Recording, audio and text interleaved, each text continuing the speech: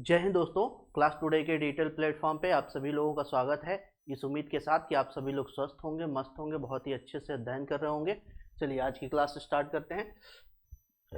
सीडीवी pedagogy,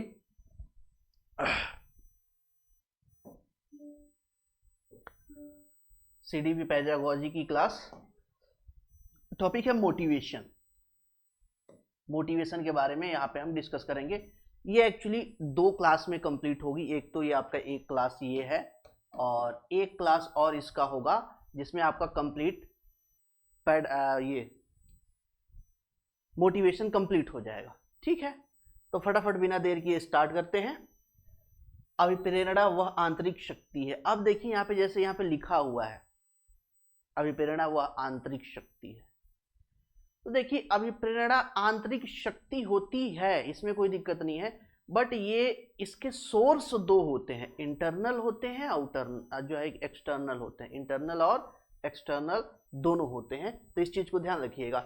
अभिप्रेरणा वह आंतरिक शक्ति है जो उनके उद्दीपन स्टिमुलस बोलते हैं, उद्दीपन का परिणाम होता है, जिसके माध्यम से बालक निश्चित व्यवहार की दिशा में सक्रिय या नियंत्रित होता है। यह हमेशा सीखने के लिए छात्रों को उत्सुकता उत्पन्न कर उसमें निरंतर क्रियाशील बनाए रखती है ना।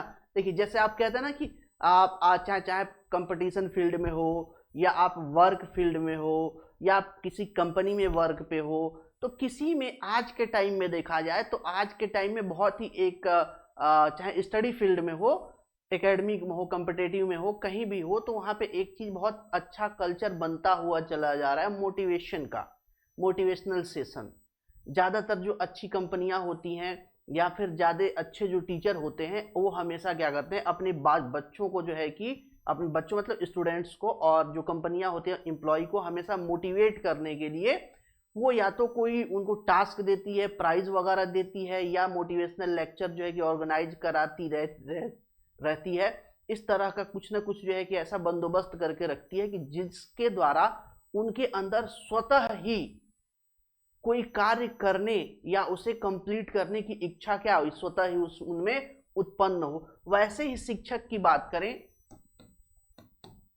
शिक्षक की बात करते हैं, टीचर की बात करते हैं, तो टीचर का काम सिलेबस कंप्लीट कराना नहीं होता है।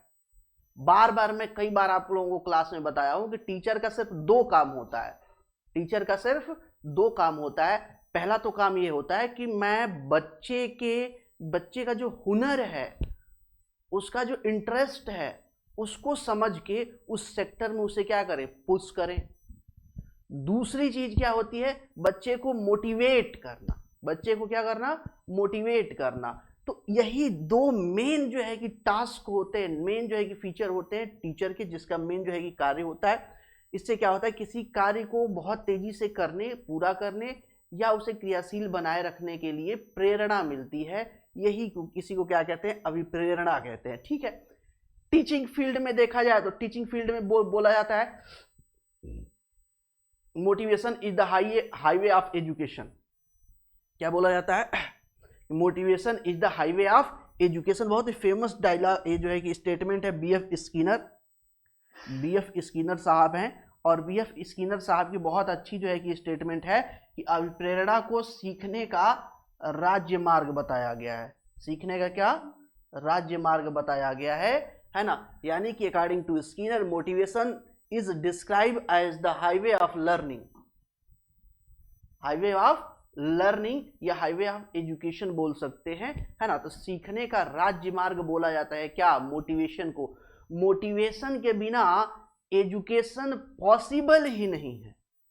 मोटिवेशन के बिना एजुकेशन पॉसिबल ही नहीं। जितने अच्छे टीचर होते हैं ना, उनको देखोगे हमेशा जो है कुछ ना कुछ उनकी बॉडी लैंग्वेज ऐसी होगी, या फिर उनका टोन ऐसा होगा, या बात करने का तरीका ऐसा होगा, या अपनी बातों को रिप्रेजेंट करने का ऐसा तरीका होगा कि आप उससे स्वतः ही मोटिवेट हो जाओगे। अच्छा लगने लगेगा वो चीज़ आपको, अट्रैक्ट होने लगोगे उस जो है कि स्टाइल के प्रति, और उससे आप क्या हो जाओगे, मोटिवेशन आपको मिलता रहेगा।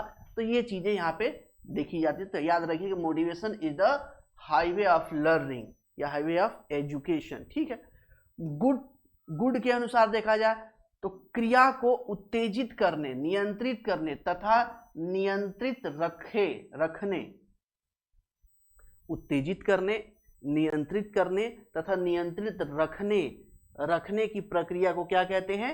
अभिप्रेरणा कहते हैं। अभिप्रेरणा।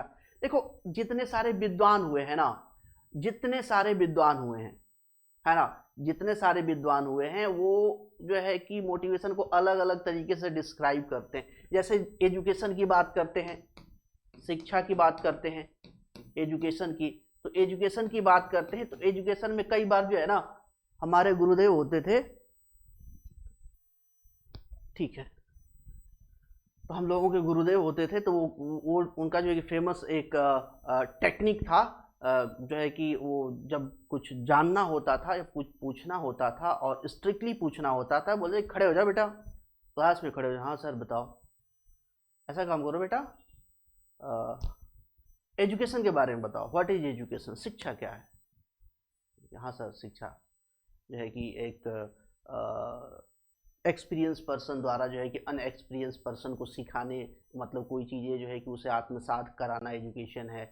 इस तरह का जो है कि बहुत सारे लड़के अपने अपने हिसाब से वहाँ पे अब डिफिनीशन वगैरह बताने लगे, लेकिन नहीं नहीं ये सब मुझे मत बताओ, इतना सब मुझे समझ में नहीं, एक शब्द में बताओ, एजुकेशन को एक शब्द में डिस्क्राइब करो।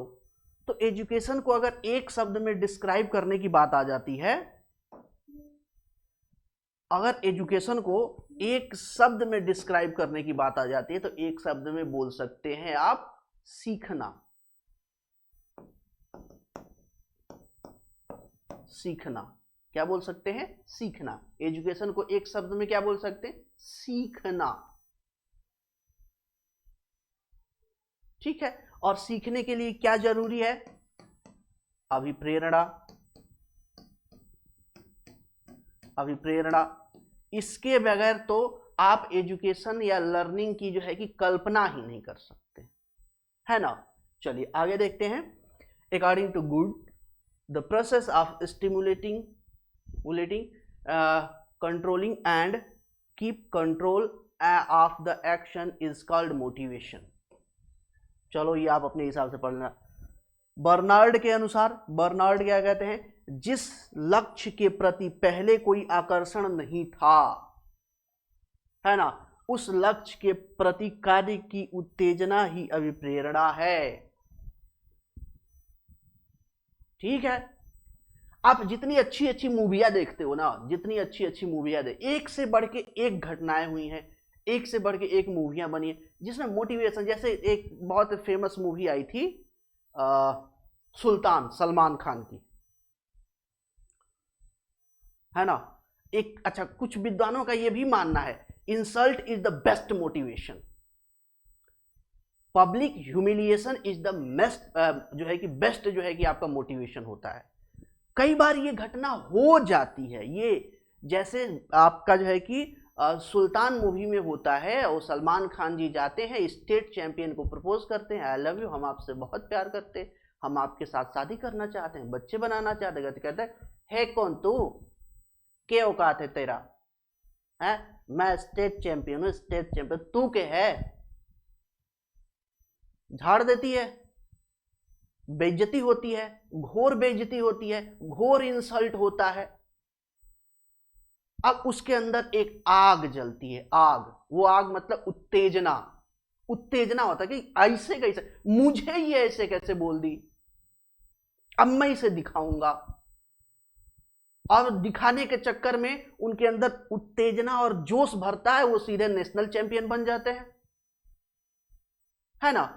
इसका मतलब यह हुआ कि ऐसा वर्क, ऐसा एक्शन जिसके वजह से किसी व्यक्ति के अंतर्गत एक उत्तेजना या जोश का भाव उत्पन्न हो जाए, जिससे वह जो है कि किसी लक्षित जो है कि वस्तु की तरफ बढ़ जाए, अग्रसर हो जाए, एक्शन मोड में आ जाए, उसे ही हम क्या कहते हैं?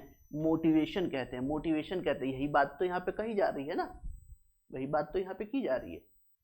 ठीक है, इसका मतलब ये हुआ, जैसे कभी, अब व्यवहारिक रूप में समझिए, व्यवहारिक रूप में समझिए, जैसे आपको जो है कि आप पापा से जिद कर रहे हो, आपके पास कोई मोबाइल फोन नहीं है, आप अपने फादर से जिद कर रहे हो, पापा हमें स्मार्टफोन चाहिए, या आपके पास स्मार्टफोन है बट आपको एप्पल का चाहिए, आप जिद पकड़ के बैठे हो, पापा मुझे जो है कि एप्पल का फ़ोन चाहिए, एप्पल का फ़ोन चाहिए, वो भी न्यू जो आपका आया है ना, क्या बोलते हैं, न्यू अपडेट आया है, वो चाहिए, पुराना वाला अच्छा नहीं चला, नया चाहिए। पापा बोले अच्छा नया चाहिए, क्यों चाहिए नए, ऐसा काम करो तुम, 10th अगर अच्छे परसेंट से पास हो गए ना, पूरे डिस्ट्रिक्ट में फर्स्ट पोजीशन, या स्टेट में कोई पोजीशन लग गई, अंडर 5 आ गया पोजीशन, फिर तुमको दिला देंगे, इससे पहले नहीं दिलाएंगे। अब चूंकि वो चीज आपको चाहिए, अब चाहिए और आपको दिख रहा है कि मिलेगा मिलेगा, लेकिन ये काम करने में मिलेगा, फिर आप उसमें क्या किए, लग गए। यही क्या है, प्रेरणा है, यही क्या है, अभिप्रेरणा है, यही आपके अंदर उत्तेजना जो है कि क्या होता है, देखने को मिलता है। ऐसे ही बहुत पहले एक मूवी आई थी, मुझे भी थोड़ी थोड़ी स्टोरी याद आ रही है, बहुत पहले देखा था, जिगर, है ना, जिगर मूवी आई थी जो है कि उनकी क्या बोलते हैं, अजय देवगन साहब की, और उसमें वो क्या करते हैं, एक जो है कि उनकी कोई लव स्टोरी होती है, और इस चक्कर में जो है कि वो बहुत पीछे हो जाते हैं, मतलब कि उनके साथ कुछ गलत हो जाता है, और उस गलत के चक्कर में जो है कि क्या किया जाता है, उनको प्रॉपर ट्रेन कराया जाता है, तो वो ट्रेन करते करते करते उस मोटिवेशन के चलते वो क्या होते हैं, प्रॉपर एक अच्छा फाइटर बन जाते हैं। तो इस तरीके के जो है कि बहुत सारे आप मूवी वगैरह या बहुत सारे कॉन्सेप्ट आपको देखने को मिल जाएगा, जिसमें कोई एक घटना, कोई इवेंट या कोई स्टेटमेंट किसी को लग जाता है। अब क्या हुआ ना, क्या हुआ कि एक बार क्या हुआ कि एक इंस्टीट्यूट में एक बच्चा जो है कि एडमिशन के लिए गया, एडमिशन के लिए वो एडमिशन के लिए गया, तो एडमिशन में काउंसलिंग होती है, काउंसलिंग, पहले ही काउंसलर ने जो है कि देखा बच्चा थोड़ा मोटा तगड़ा हट्टा कट्ठा था, है ना, वो एक्चुअली मेडिकल या इंजीनियरिंग के लिए जो कि प्रिपरेशन के लिए गया, और जो है कि वहाँ पे रिसेप्शनिस्ट जो है कि बैठा हुआ था, कोई व्यक्ति था, और उसने जो है कि बच्चे को देखा, बच्चा बहुत मोटा तगड़ा था, और उसने गार्जियन ने कहा कि देखो हमारे बच्चों को जो है कि इंजीनियर बनाना है, तो इसके लिए हम आपके यहाँ कोचिंग ज्वाइन कराना चाहते हैं। और वो थोड़ा सा जो है कि जो रिसेप्शनिस्ट था वो पता नहीं वो किस मूड में था, पता नहीं किस मूड में था, अब जिस भी मूड में था, हो सकता है लड़ाई उड़ाई करके आया हो घर में, हालांकि ऐसा जनरली होता नहीं है। तो उसने कहा कि अच्छा किसका कराना है, बोले कि ये क्या मेरा बेटा बैठा है ना आपके सामने, अच्छा इसका इसका भोंदू का, ये खा के सोने वाला आदमी जो है कि घोड़ा बेच के सोने वाला आदमी फूला फूला जा रहा है, फैला जा रहा है, खा खा के सोना है बस इसको, ये पढ़ाई करेगा, क्यों इस पे पैसे बर्बाद कर रहे हैं आप, खा के सोने वाला आदमी, आपका पैसा बेकार हो जाएगा।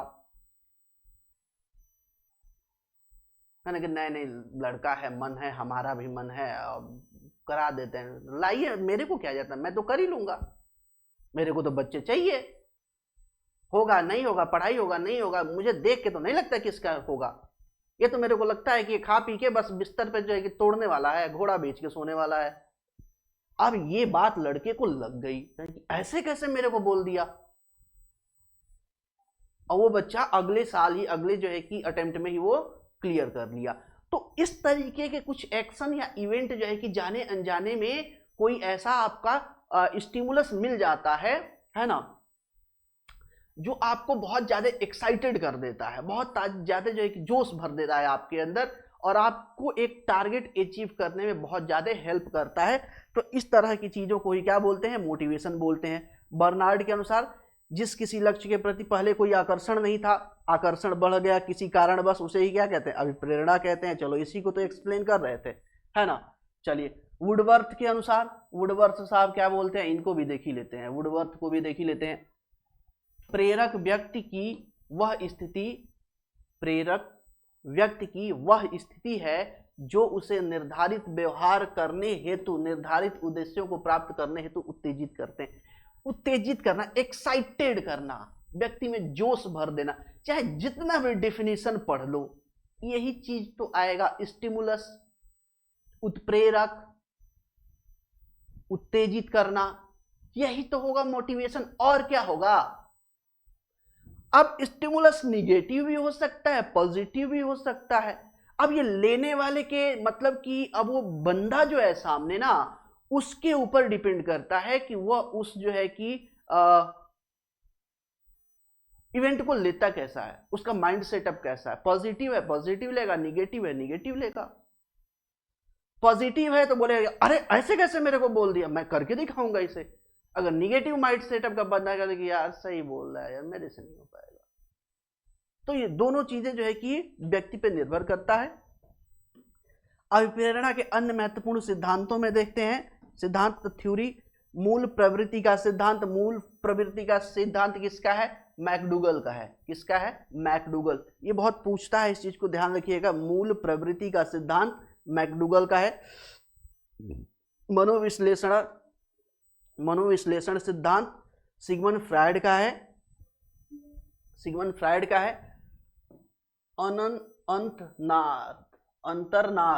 अंतर्नाद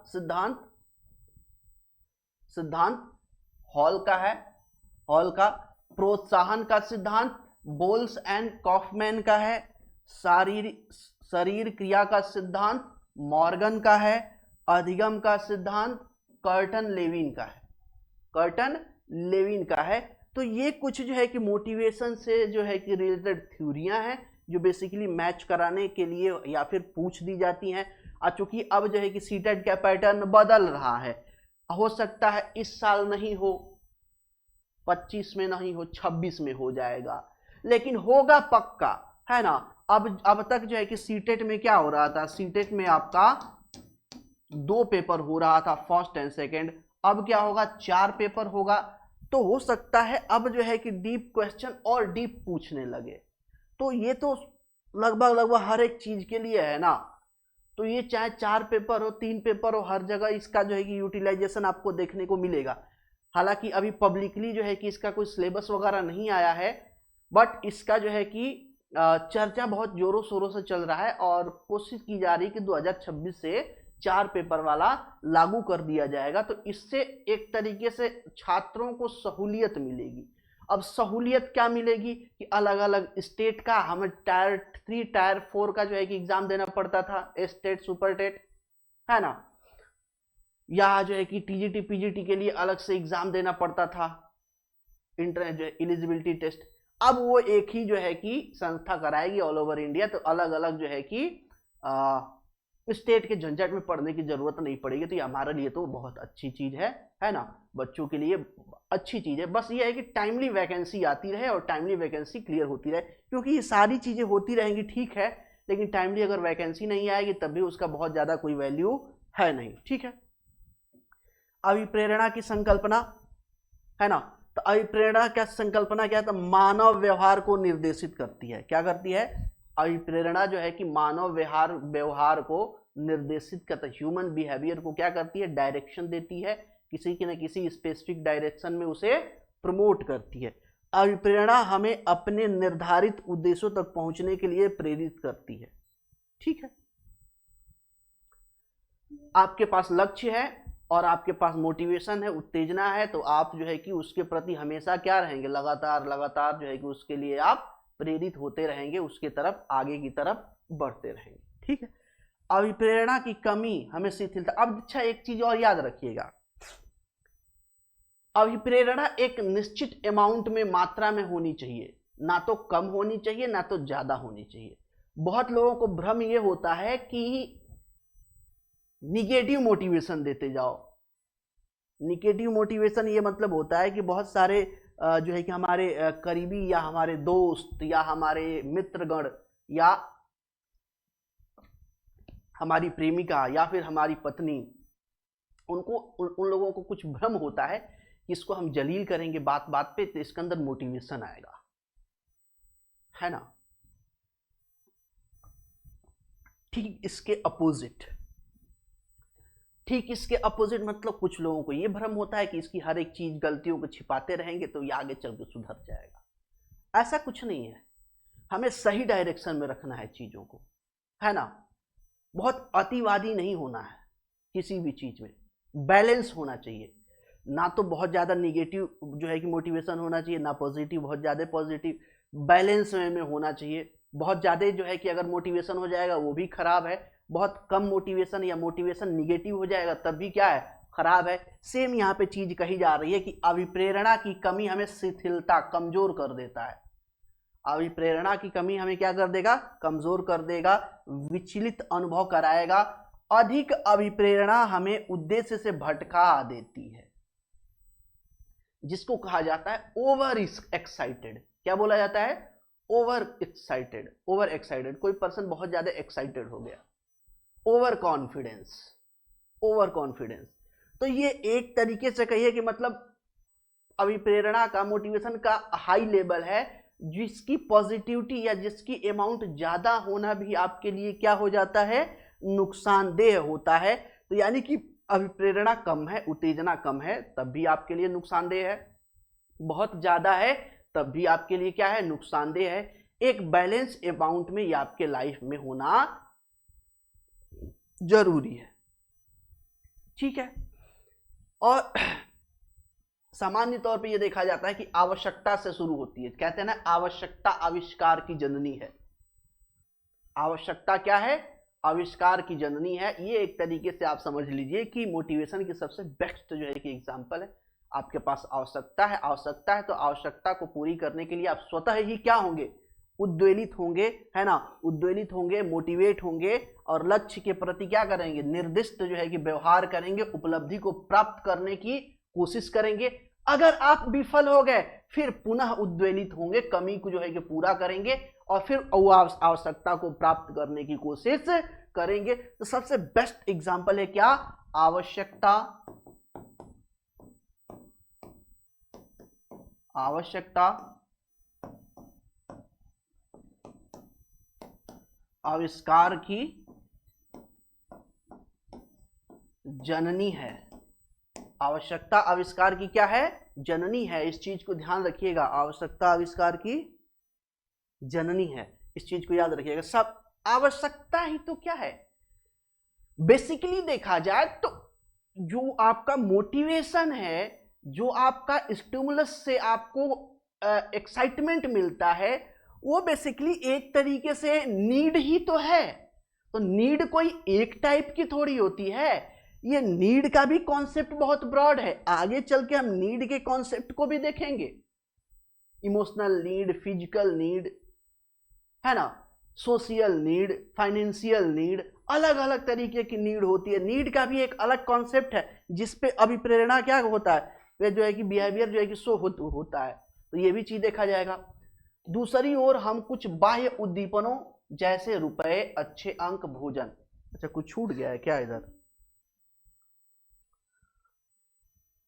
ठीक तो है, कुछ छोटा तो नहीं है।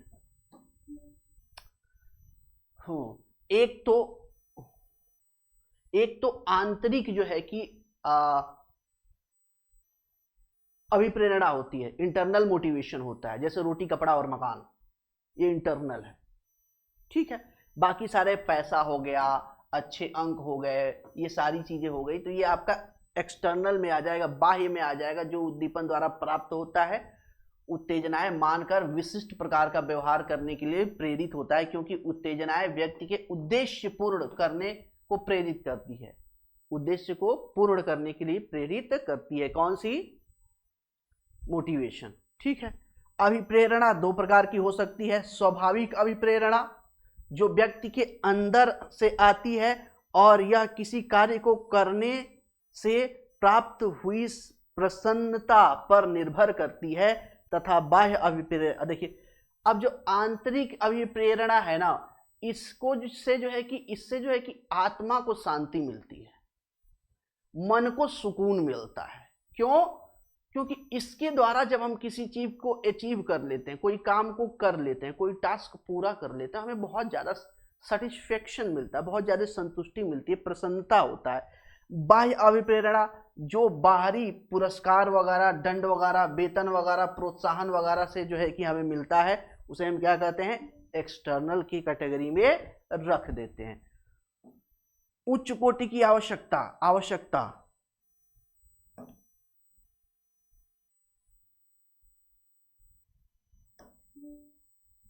उच्च कोटि की आवश्यकता जैसे उपलब्धि, संतुष्टि, शक्ति आदि का क्रम आता है। ठीक है।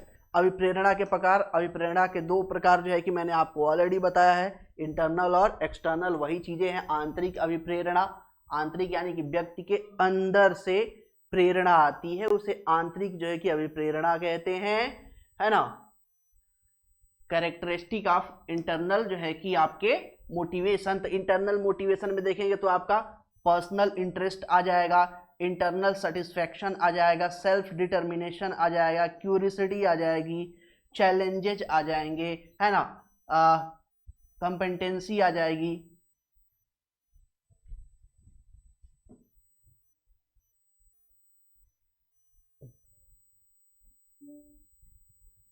कंपेटेंसी आ जाएगी, पर्पस आ जाएगा, एंगेजमेंट आ जाएगा, क्रिएटिविटी आ जाएगी, परसिस्टेंस आ जाएगा। ये सब किसके हैं, इंटरनल के कैरेक्टर है, इंटरनल के कैरेक्टर। ये सारी चीजें जो है कि इंटरनल मोटिवेशन के फीचर्स हैं, आप कह सकते हैं, है ना। आंतरिक आपका भूख, प्यास, नींद, प्यार, काम, ये सब क्या आ जाएगा आपका, आंतरिक मोटिवेशन के अंतर्गत आ जाएगा। बाह्य अभिप्रेरणा, बाह्य अभिप्रेरणा की बात करें, बाह्य अभिप्रेरणा तो यह है पहले से निर्धारित कोई ऐसा उद्देश्य जिसे प्राप्त करना व्यक्ति का उद्देश्य हो, बाह्य अभिप्रेरणा कहते हैं। जैसे आपका रुचि हो जाएगा, इच्छा हो जाएगी, आत्मसम्मान हो जाएगा, सामाजिक प्रतिष्ठा हो जाएगी, सामाजिक प्रतिष्ठा हो जाएगी, विशेष उपलब्धि, सत्ता प्रेरक, पुरस्कार, दंड भी इसी में आएगा, दंड, ये आपका एक्सटर्नल में आ जाएगा, है ना। एक्सटर्नल मोटिवेशन में देखेंगे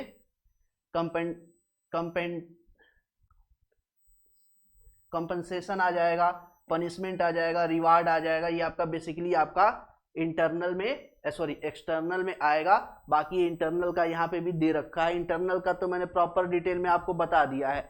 एक्सटर्नल में बाहर से जो भी हमें प्रेरणा मिलती है वो हम बाहर की कैटेगरी में रखते हैं। अभिप्रेरणा की विशेषताएं देख लेते हैं। मनोवैज्ञानिकों ने अभिप्रेरणा की निम्नलिखित विशेषताएं बताए हैं। कौन सी विशेषताएं हैं? अभिप्रेरणा गतिशीलता या क्रियाशीलता की प्रतीक होती है। अभिप्रेरणा क्या है? रिप्रेजेंटेटिव होती है। किसकी? गतिशीलता या क्रियाशीलता की जो है कि रिप्रेजेंटेटिव होती है। भावनात्मक प्रदर्शन द्वारा छात्रों को अभिप्रेरित करने के लिए अध्यापक इस विधि का प्रयोग करता है। किसी भी कार्य को पूरा करने के लिए अभिप्रेरणा एक स्रोत है। कोई भी काम पूरा करना है तो वहां पे कहीं ना कहीं मोटिवेशन की जरूरत पड़ेगी, है ना। देखिए जैसे पता चला कोई होमवर्क दिए हैं, कोई टास्क दिया है और बच्चा नहीं कंप्लीट किया तो उसको पनिशमेंट दिया जाता है। ये भी एक तरीके से क्या है? मोटिवेशन है। बट ये थोड़ा सा निगेटिव मोटिवेशन है और एक्सटर्नल मोटिवेशन है जिसको बहुत ज़्यादा अच्छा नहीं माना जाता है। माना ये जाता है कि आपका मोटिवेशन इंटरनल हो और पॉजिटिव हो, क्रिएटिव हो तो वो ज़्यादा अच्छा होता है। पनिशमेंट वाला जो है कि आपका अच्छा बहुत ज़्यादा नहीं माना जाता है।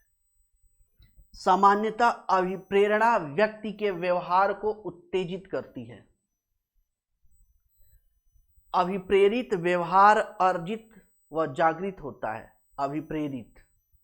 अभिप्रेरित व्यवहार मतलब कि जो बाहर से मिला हुआ है, अर्जित या जागृत होता है, या बाहर किसी चीज को देख करके या किसी तरीके से उसको एक्वायर किया जाए, या किसी, जैसे मान लीजिए आप जो है कि किसी शादी में गए हैं, किसी बारात में गए हैं, है ना।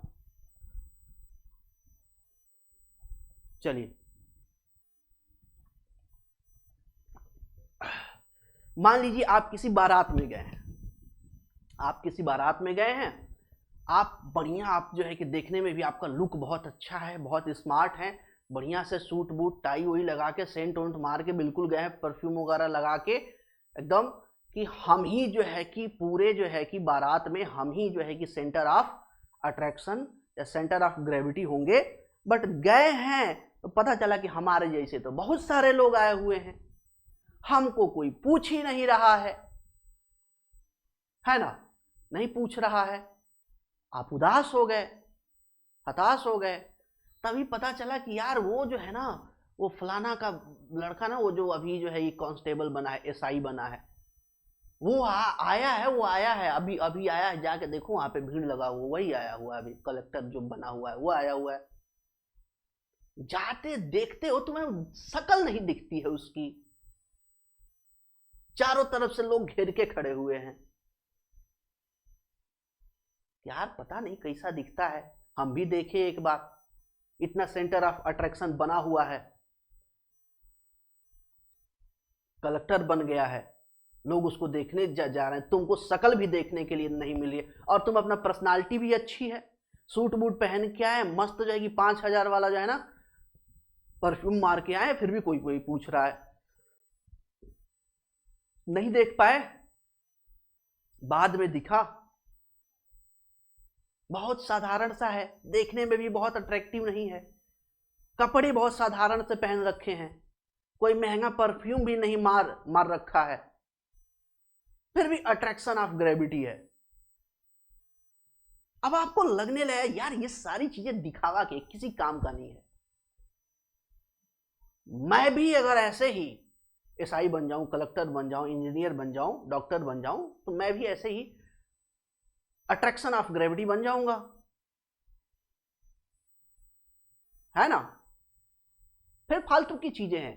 तो आपके अंदर ये एक्सटर्नल क्या हुआ, मोटिवेशन आया, आपने ये मोटिवेशनल क्या किया, एक्वायर किया, आपके अंदर ये डिजायर जागृत हुआ, है ना। ये आप देख करके, ऑब्जर्व करके कि यार इनकी कितनी प्रेस्टीज है, लोग कितने रिस्पेक्ट कर रहे हैं, ग्रेविटी ऑफ अट्रैक्शन यही बने हुए हैं, है ना। तो इस तरीके की चीजें हैं। तो फिर आप क्या किए, बने हुए हैं, आप भी प्रेरित हो गए, क्योंकि हम भी अब बनेंगे, इस तैयारी में लग गए, और पता चला कि आप साल भर बाद सक्सेस भी हो गए।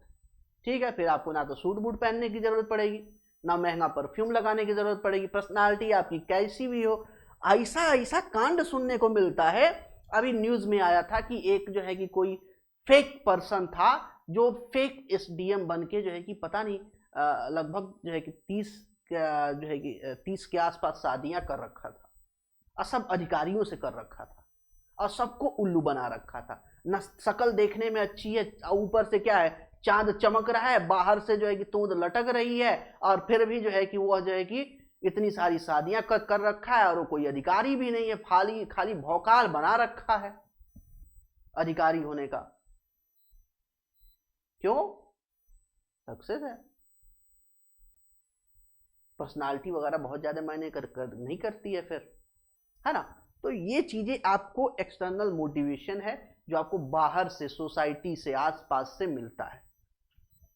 अभिप्रेरणा किसी कार्य को करने की ऊर्जा प्रदान करता है, एनर्जी प्रदान करता है। चलो ठीक है भाई, प्रेरणा दो प्रकार की होती है, सकारात्मक होती है, नकारात्मक होती है। ऑलरेडी मैं आपको बता दिया हूं। सकारात्मक, इस प्रेरणा में बालक किसी कार्य को अपनी स्वयं की इच्छा से करता है, इसे पॉजिटिव मोटिवेशन कहते हैं। क्या कहते हैं, पॉजिटिव मोटिवेशन। जब कोई व्यक्ति या कोई बच्चा स्वतः ही अपनी इच्छा से किसी कार्य को करता है, उसे जो है कि आपका पॉजिटिव मोटिवेशन या कह लीजिए कि सकारात्मक जो है कि प्रेरणा कहा जाता है। इस कार्य को करने में उसे सुख और संतोष मिलता है, और ये हम पे डिपेंड करता है। हम खुद ही मोबाइल चलाते हैं, बच्चा बगल में बैठा हुआ है तो वही देख रहा है, वही तो सीखेगा, है ना। तो क्यों, क्योंकि मोटिवेशन आपसे वो भी ले रहा है ना मोटिवेशन, तो जो आप कर रहे हो वही वो करेगा, सिंपल सा फंडा है।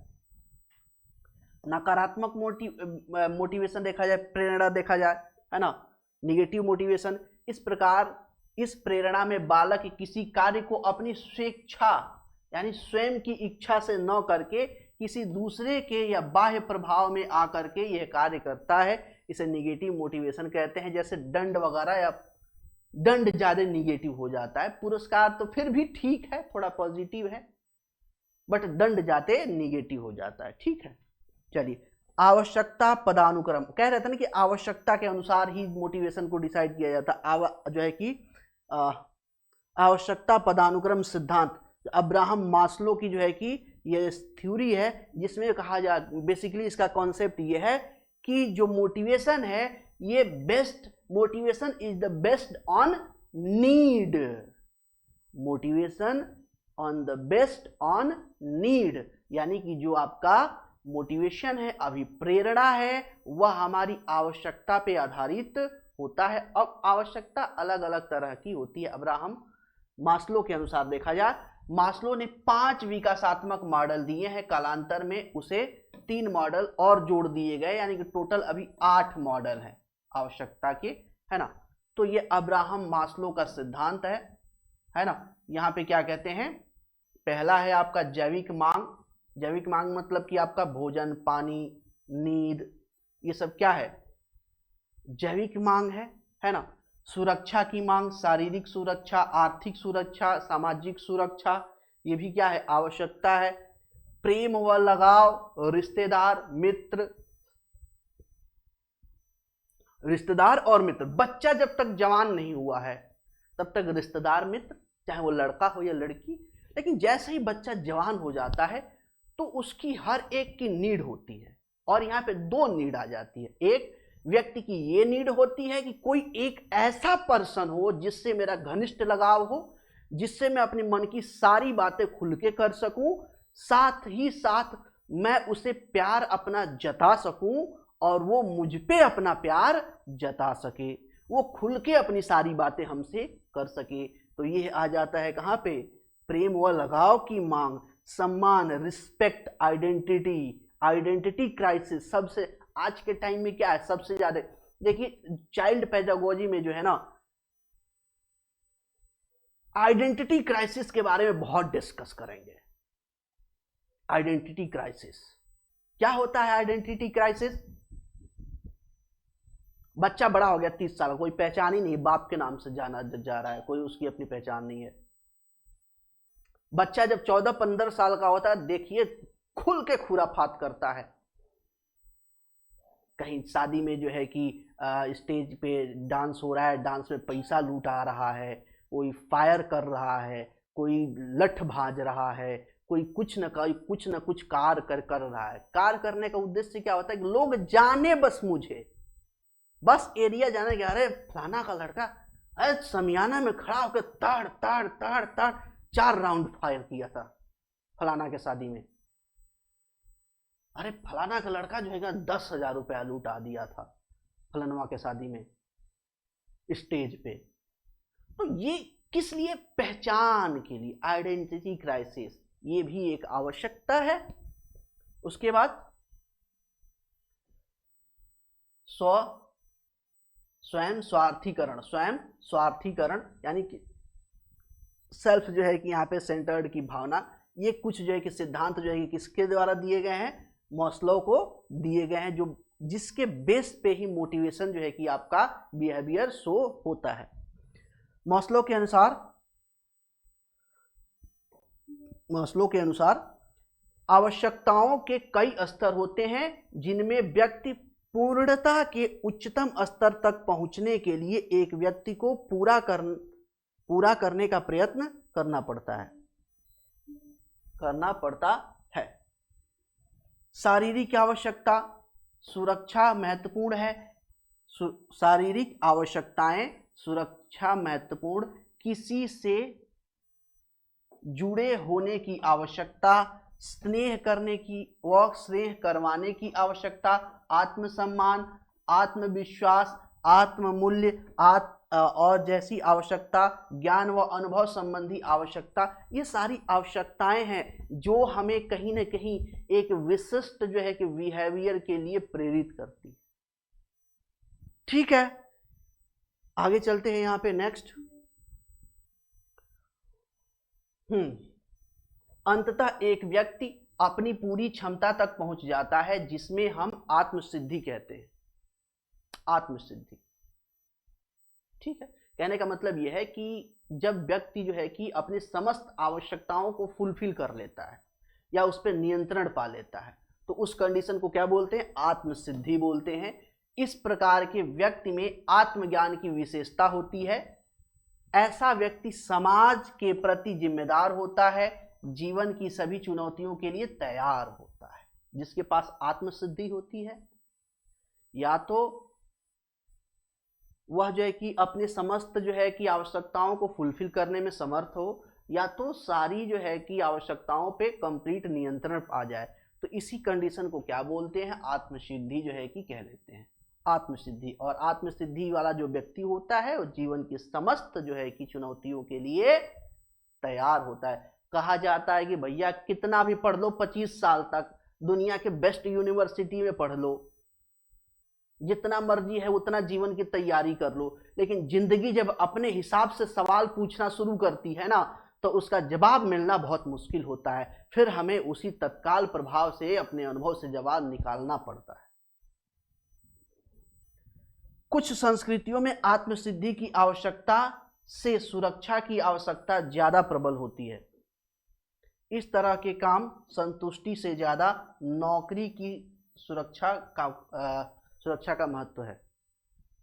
कहने का मतलब ये होता है कि कुछ ऐसे कल्चर होता है, कल्चर में आत्मसिद्धि की जगह पे जो है कि आवश्यकता ज्यादा प्रबल होती है कि हमारी जो देखिए, हमें आत्मसिद्धि मिले ना मिले भाड़ में जाए, कोई जरूरत नहीं है। हमारी जो बेसिक आवश्यकता हो वो फुलफिल होती रहे, और फुलफिल होती रहे इसके लिए जो है कि संतुष्टि के लिए क्या चाहिए? नौकरी जैसी सुरक्षा चाहिए। नौकरी जैसी क्या चाहिए? सुरक्षा चाहिए कि हमारी आवश्यकताएं क्या होती रहे, पूरी होती रहे। कहा जाता है कि जैसे आज शिक्षा का उद्देश्य जो है कि क्या हो रहा है? शिक्षा का उद्देश्य बदलता जा रहा है। शिक्षा का मतलब पहले होता था जो है कि अपने आप को जो है कि सिद्ध करना, सिद्धि प्राप्त करना, अपने आप को जागृत करना, अपने आप को उपयोगी बनाना। आज का शिक्षा का ही मतलब उल्टा हो गया। आज के शिक्षा का मतलब ये हो गया, भैया हम कैसे भी जो है कि पढ़ लिख के नौकरी एक छोटी सी पा जाए, हमारा जीवन बसर अच्छा से चलता रहे। तो ये जो है कि वही शिक्षा की बात, यही बात यहाँ पे की जा रही है कि आत्मसिद्धि यानी कि व्यक्ति जो है कि शिक्षा जो है कि अपने ज्ञानार्जन या अपने आप को सिद्धि प्राप्त करने के लिए, अपने आप को जागृत प्राप्ति करने के लिए शिक्षा जो है कि ग्रहण करता है। ऐसी कल्चर है। दूसरा कल्चर ये है कि वो शिक्षा सिर्फ इसलिए पाता है, इसलिए प्रेरित होता है कि उसे एक नौकरी मिल जाए, उसको एक अच्छी जो है कि जितनी उसकी बेसिक आवश्यकताएं हैं वो फुलफिल होती रहे, सामान्य एक लाइफ उसकी चलती रहे। तो यही बात यहाँ पे की जा रही है कि नौकरी सुरक्षा वाली बात की जा रही है। मूल आवश्यकताओं पर संस्कृति और पर्यावरण का प्रभाव। जो मूल आवश्यकताएं हैं, जो प्राथमिक आवश्यकताएं हैं, रोटी कपड़ा और मकान, उस पर जो है कि पर्यावरण का प्रभाव क्या होता है इसके बारे में देख लेते हैं। हमारी शारीरिक आवश्यकता जैसे भूख, प्यास आदि पर्यावरण कारकों से प्रभावित हैं। हमें रक्त में शर्करा की मात्रा होने के कारण अन्य कारणों से भी भूख नहीं लगती है। तो ये जो आवश्यकताएं हैं, इसको फैक्टर जो है कि प्रभावित, पर्यावरणीय फैक्टर क्या होते हैं? प्रभावित करते हैं। पर्यावरणीय फैक्टर क्या होते हैं? प्रभावित करते हैं। जैसे जो है कि किसी का देखिए, किसी के पेट में कब्ज वगैरह बनने लगा या बहुत ज्यादा, इससे देखिए बेस्ट एग्जांपल क्या है? बेस्ट एग्जांपल है आपका गर्मी का और ठंडी का, पर्यावरण का इंपैक्ट। ठीक है, बेसिक आवश्यकताओं पे कैसे इसका इंपैक्ट पड़ता है। गर्मी का मौसम है, खाने का मन नहीं करेगा। अगर खाना भी खा रहे हैं तो हल्का खाने का मन करेगा, कम खाने का मन करेगा, लिक्विड लेने का ज्यादा मन करेगा, पानी पीने का ज्यादा मन करेगा। नींद कम आएगी। क्यों? गर्मी से परेशान रहेंगे, नींद कम आएगी। नींद भी क्या है? प्राथमिक आवश्यकता है जिससे आपको मोटिवेशन मिलता है। तो ये यहां पे आ जाएगी चीज। ठंडी में जस्ट इसका अपोजिट हो जाएगा। हैवी चीज जो है कि खाना लोग पसंद करते हैं, ज्यादा खाते हैं, भूख ज्यादा लगती है। तो ये चीजें जो है कि क्या पर्यावरणीय प्रभाव यहाँ पे हमें आसानी से देखने को मिलता है। किसी के बॉडी में शुगर है, उसे कम भूख लगेगी। कोई पर्सन जो है कम हार्डवर्क करता है, उसे कम भूख लगेगी। कम हार्डवर्क करता है तो उसे एनर्जी की कम जरूरत पड़ेगी, तो खाना भी कम खाएगा। कोई हार्डवर्क करने वाला है, ऊर्जा की आवश्यकता ज्यादा है, भोजन भी क्या होगा, वो उसी मात्रा में पर्याप्त लेगा, है ना। मूल आवश्यकताओं पर संस्कृति का व्यापक प्रभाव पड़ता है। यहां मूल आवश्यकता का अर्थ है भोजन, यानी कि रोटी कपड़ा और मकान से है। किससे है? रोटी कपड़ा और मकान से है। याद रखिएगा, जो मूल आवश्यकता होती है, जो बेसिक जो है कि ह्यूमन राइट, ह्यूमन का जो है कि बेसिक नीड होता है, रोटी कपड़ा और मकान। इसीलिए भारत में जब स्वतंत्रता प्राप्त की थी तो लोग भूखे नंगे पड़े हुए थे, भुखमरी की स्थिति थी, अकाल की स्थिति थी। नारा दिया गया रोटी कपड़ा और मकान, सबके लिए छत मिलना चाहिए, रहने का कम से कम जो है कि छत हो, तन ढकने के लिए कपड़ा हो, कोई भूखा ना मरे, सबको रोटी मिले। तो रोटी कपड़ा और मकान ये बेसिक जो है कि नीड है ह्यूमन की, है ना। संस्कृति का खान पान पर व्यापक प्रभाव पड़ता है। संस्कृति का खान पान पे क्या होता है? व्यापक प्रभाव पड़ता है। बेसिकली यहाँ पे ज्योग्राफी की बात की जा रही है, ज्योग्राफी की बात की जा रही है। जैसी ज्योग्राफी होगी, जैसी हमारी जो है कि पर्यावरण होगा, जैसी प्रकृति होगी, वैसी ही चीजों या वैसे ही सोर्स का या संसाधनों का वहां पे उपलब्धता होगी। उन्हीं संसाधनों के अकॉर्डिंग ही हमारा पहनावा होगा, उन्हीं संस्थानों जो है कि संसाधनों के अकॉर्डिंग हमारी लाइफ स्टाइल होगी, उसी संसाधनों के अकॉर्डिंग ही हमारा जो है कि आपका फेस्टिवल होगा, उसी संसाधनों के अकॉर्डिंग ही हमारा जो है कि जो है खान पान होगा, बोल सब कुछ सेम टू सेम होगा। हमारे पहनावा में वो झलकेगा, है ना। बेसिक समझिए, अमेरिका की बात कर लीजिए, इंडिया की बात कर लीजिए। अमेरिका एक तरीके से ठंडा प्रदेश है, सन की लाइट कम मिलती है, ठंडी ज्यादा होती है। भारत थोड़ा सा गर्म प्रदेश है, तो वहां का पहनावा क्या है? Suit boot, heavy. हालांकि उसको उनको कॉपी करके हम भी यहाँ पे पहनते हैं, बट हमारा परंपरागत पहनावा क्या है? धोती कुर्ता गमछा। ऐसा जो है कि उनके यहाँ खाना हफ्ते में 2 दिन बनेगा, हमारे यहाँ खाना दिन में 2 बार बनेगा। अंतर है ना। तो इसी के अकॉर्डिंग चीजें जो है कि एक देश में भी अलग अलग जो है कल्चर देखने को मिल सकता है। तो इस तरह का जो है कल्चर का प्रभाव जो है कि संस्कृतियों पर पड़ता है।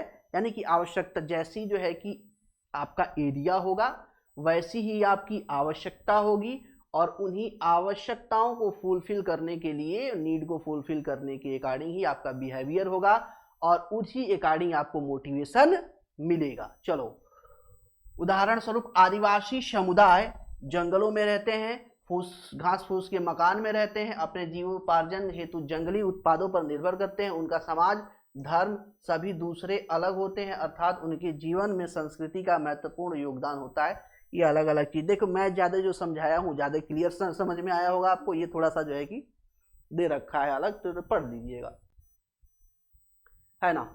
यहाँ पर्यावरण के अंतर्गत क्या क्या आ जाएगा? आपका परिवार आ जाएगा, समाज आ जाएगा, पास पड़ोस आ जाएगा, विद्यालय आ जाएगा। ये सब पर्यावरण का जो है कि पार्ट है। इन सभी पर्यावरणीय कारणों का प्रभाव व्यक्ति के जीवन पर पड़ता है, जिसको हम क्या कहते हैं? कारक कहते हैं। प्राथमिक कारक, समाजीकरण के प्राथमिक कारक, द्वितीय कारण और तृतीय कारण के रूप में जानते हैं। व्यक्ति अपने आसपास के पर्यावरण से सम्मान की आकांक्षा रखता है कि हमारा जो परिवेश है, पर्यावरण कहने से ज्यादा अच्छा परिवेश कहिए, तो हमारे जो आसपास का जो परिवेश है उसमें हमें क्या मिले? रिस्पेक्ट मिले, प्रतिष्ठा मिले, है ना। जो व्यक्ति या विद्यार्थी अपने आसपास के परिवेश में मुखर व्यक्तित्व का होता है, उसमें नेतृत्व का गुण धीरे धीरे विकसित होता है तथा आसपास के परिवेश में उसकी भूमिका बढ़ जाती है। ठीक है, चलिए इसको ज्यादा यहाँ पे खींचतान नहीं करते हैं। गौण आवश्यकताएं, बेसिक आवश्यकताएं रोटी कपड़ा और मकान देख लिए, प्राइमरी आवश्यकताएं जो बहुत सबके लिए क्या है जरूरी है, गौण आवश्यकताएं या द्वितीयक आवश्यकताएं। तो मनोवैज्ञानिक व सामाजिक अभिप्रेरक, जो हमें मनोवैज्ञानिक और सामाजिक अभिप्रेरक यानी कि जो हमें समाज से मिलता है, वो सब गौण आवश्यकताओं की ओर अग्रसर करते हैं। यानी कि जो भी हमें बाहर से मिलता है, समाज से मिलता है, परिवेश से मिलता है, वो गौण जो है कि आपका आवश्यकताओं के अंतर्गत या प्रेरणाओं के अंतर्गत आ जाता है। यह सामाजिक अभिप्रेरक इसलिए है क्योंकि यह एक सामाजिक समूह में सीखे जाते हैं। सामाजिक अभिप्रेरक क्यों है? क्योंकि परिवेश या समाज में सीखे जाते हैं। विशेषकर एक परिवार में जैसे जैसे बच्चे बड़े होते हैं, वे दूसरों के साथ संवाद करते हैं, तब वे कुछ विशिष्ट आवश्यकताएं ग्रहण करते हैं जो कि एक सामूहिक परिवेश में पूरी होती है। जैसे कि उपलब्धि की अभिप्रेरणा बच्चे को माता पिता या आदर्शों से मिलती है एवं बालक सामाजिक सांस्कृतिक प्रभावों के द्वारा उपलब्धि ग्रहण करता है। उपलब्धि देखिए, उपलब्धि की जो आवश्यकता है बच्चे की, या तो उसके माता पिता से मिलेगी या उसके घर वाले में कोई बहुत ज़्यादा रिस्पेक्टेड पर्सन है उससे मिलेगा, है ना, या फिर समाज में कोई बहुत ज़्यादा रिस्पेक्टेड पर्सन है उससे मिलेगा। जैसे मैंने बारात का एग्जाम्पल दे रखा है। जैसे बहुत बार क्या होता है कि किसी घर में कोई अधिकारी रैंक का आदमी है, कोई ईसाई है, कोई आर्मी का है ना, या कोई अच्छे प्रोफेशन में है, बहुत जो है कि रेपुटेटेड पर्सन है, तो देखता है कि यार बच्चा देखता है कि इससे मम्मी भी अच्छे से बात करती है, इससे दादा भी अच्छे से बात करते हैं, इससे भाई भी अच्छे से बात करते हैं। अच्छा, फलाना वाला चाचा जो सुबह डांट रहे थे भैया को, वो भी बहुत अच्छे से बात करते हैं। अच्छा, जो है कि 10 दिन पहले जो झगड़ा किए थे घर से, वो भी बहुत इनसे अच्छे से बात करते हैं, रिस्पेक्ट से। तो लगता है यार ये बहुत अच्छा काम करते हैं, लग रहा है कि। तो फिर बच्चा की जो रिस्पेक्ट की नीड होती है उसको फुलफिल करने के लिए उन्हें कॉपी करने लगता है, उन्हीं की तरह जो है कि खड़ा होना, बात करना, ड्रेसअप सेंस, उन्हीं की स्टाइल अपनाना, सब कुछ वैसे ही वैसे अपनाने लगता है। कारण क्या होता है, उसे लगता है कि अगर ये सारी चीज़ें हम भी करेंगे तो ऐसे ही एज इट इज रिस्पेक्ट हमें मिलेगा। ठीक है, ये चीज़ें यहाँ पे होती है। कुछ सामान्य सामाजिक उद्देश्य, कुछ सामान्य सामाजिक उद्देश्य क्या होते हैं? उपलब्धियाँ, संबंध, शक्ति, पालन पोषण, आक्रामकता, जिज्ञासा, ये सारे क्या है? सामाजिक जो है कि उद्देश्य हैं। हम आवश्यकताओं को 3 प्राथमिक कारकों में बांट सकते हैं। प्राथमिक कारकों में बांट सकते हैं। अस्तित्व संबंधी आवश्यकता, जिसमें जीवित रहने के लिए आवश्यक प्राथमिक आवश्यकताएं होती हैं। पहली अस्तित्व यानी कि बिल्कुल जो बेसिक नीड है, रोटी कपड़ा और मकान टाइप का, उसे प्राथमिक जो है कि नीड बोल देंगे, है ना, प्राथमिक नीड बोल देंगे। संबंधों में संबंधित, संबंधों से संबंधित आवश्यकता, जिसमें जो है कि आपका सुरक्षा, जुड़ाव, सम्मान, सामाजिक संबंधों संबंधी आवश्यकताएं सम्मिलित होती हैं। और प्रगति की आवश्यकता में उन तथ्यों को सम्मिलित किया जाता है जिसमें व्यक्ति को उनके पूरे सामर्थ्य के अनुसार विकसित होने में सहायता। ठीक है, तो यहाँ पे 3 तरह की आवश्यकताओं की बात कर रहे हैं, बेसिक। उसके बाद जो है कि आपके संबंधों यानी कि रिलेटिव से रिलेटेड जो है कि नीड्स है। तीसरा जो है कि आपके सामाजिक जो है कि चीज़ों से रिलेटेड है ना। तो ये सारी चीज़ें हो गई। आगे प्रेरणा देने वाले घटक। प्रेरणा देने वाले घटक कौन होते हैं? प्रेरणा देने वाले घटक उत्तेजना, एक्साइटमेंट, जिससे क्या होती है? प्रेरणा मिलती है क्या? ये क्या लिखा बोल? किसी कार्य को करने की तीव्र अभिलाषा क्या होती है? उत्तेजना होती है। डोनाल्ड हैब के अनुसार उत्तेजना अथवा जागरूकता शक्ति प्रदान करती है लेकिन दिशा निर्देश प्रदान नहीं करती। याद रखिएगा, उत्तेजना डायरेक्शन जो है कि नहीं, इसीलिए तो जरूरी होता है क्या? डायरेक्शन, है ना। यह एक इंजन के समान है लेकिन उसका मार्ग परिवर्तित करने वाला साधन नहीं है। याद रखिएगा, उत्तेजना निम्न, मध्य व उच्च कोटि की हो सकती है। आकांक्षा का उत्तेजना स्तर से सीधा संबंध होता है। जिसकी जितनी ज्यादा आकांक्षा होगी, महत्वाकांक्षा होगी, वो जो है कि उतने ही ज़्यादा उसके अंदर एक्साइटमेंट बना रहेगा, जोश बना रहेगा, उतने ही ज़्यादा वो क्या होगा, मोटिवेटेड फील करेगा। हम उस स्थिति में उत्तेजित हो उठते हैं जब हमें देखते हैं कि कुछ है और देखना कुछ और चाहते हैं, देखना कुछ और चाहते हैं। प्रोत्साहन, अब प्रोत्साहन में देखेंगे तो आपका जो है कि पुरस्कार भी होगा, है ना। प्रोत्साहन लक्ष्य तक पहुंचने के साधन होते हैं।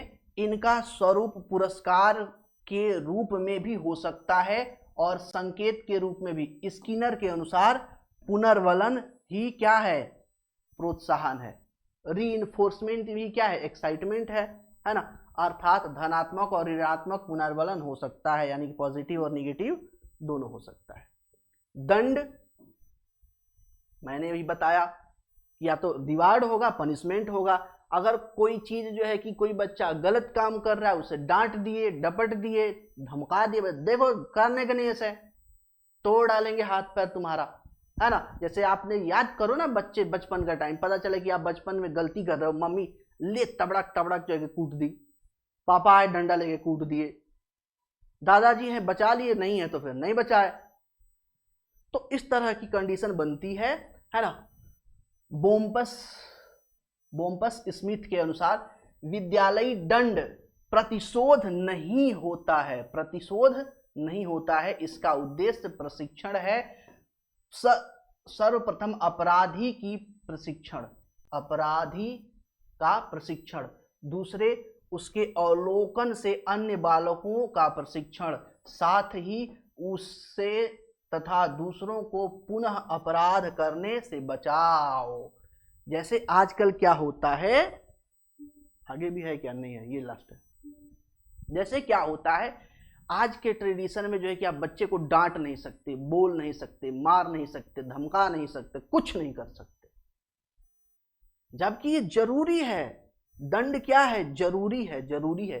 दंड का कोई टीचर किसी बच्चे को दंड दे रहा है, इसका मतलब ऐसा नहीं है कि उसमें गुस्सा है, वो उससे कोई बदला ले रहा है, उससे कोई जाति दुश्मनी है, ऐसा कुछ भी नहीं है भाई। उसका जाति दुश्मनी उसका कुछ भी नहीं है जो उससे प्रतिशोध ले रहा है, बिल्कुल नहीं है। बेसिकली वो जो गलत कर रहा है उस गलत को रोकना, उसलिए दंड दे रहा है। साथ ही साथ अगर उस क्लास में 50 बच्चे हैं और एक्स काम के लिए उसे दंड दिया जा रहा है, तो बताया जाएगा टीचर द्वारा कि देखो ये काम ऐसे नहीं करना चाहिए, ये गलत है, इस तरीके से गलत है, इससे ये नुकसान हो सकता है, ये नुकसान हो सकता है, ये दूसरों को ऐसा नुकसान हो सकता है, तुम्हें ऐसा नुकसान हो सकता है, तुम्हारे साथियों को ऐसा नुकसान हो सकता है, तुम्हारा फ्यूचर बर्बाद हो सकता है, तुम्हें ये हो सकता है, ये चीजें बताना। तो बाकी जो लोग हैं उनमें भी एक सतर्कता आएगी कि हाँ ये चीज हमें नहीं करना है। तो ये दोनों चीजें बहुत बेहतरीन है। हालांकि अब जैसे जैसे चीजें बढ़ती जा रही हैं उतना अपना अपना जो ये कॉन्सेप्ट चलता जाता है, बट इसमें कुछ बहुत ज्यादा किया नहीं जा सकता। ठीक, तो आज के क्लास में इतना ही रहने देते। एक क्लास और मोटिवेशन पे, थोड़ा सा इसका और पार्ट बच रखा है, नेक्स्ट क्लास में उसे कंप्लीट कर लिया जाएगा। आज की क्लास में इतना ही, मिलते हैं आपसे नेक्स्ट क्लास में। आज के लिए धन्यवाद।